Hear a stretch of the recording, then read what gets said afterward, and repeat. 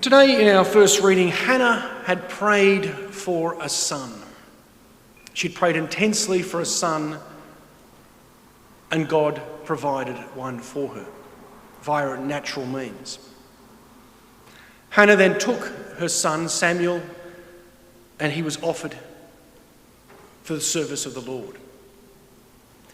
Elizabeth had prayed for a son as well, didn't really expect to receive a son, and she received John the Baptist.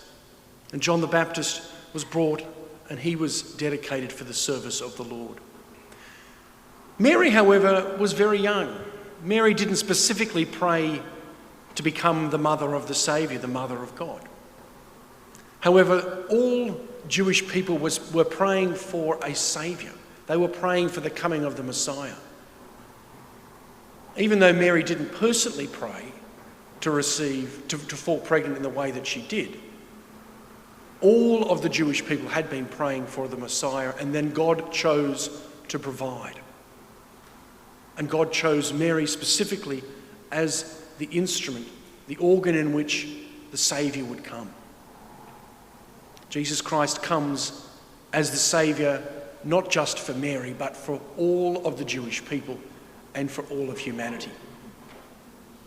And then at the very end of the Christmas season, as it used to be, was the Feast of the Presentation of the Lord on the 2nd of February, when Mary and Joseph take the little baby Jesus to the temple to dedicate Jesus for the service of God. Jesus' whole life is a response to prayer, not just the prayer of Mary, but the prayer of the entire people. And we hear that from our O antiphon for today, the Gospel Acclamation. Come, King of all nations, source of your church's unity and faith.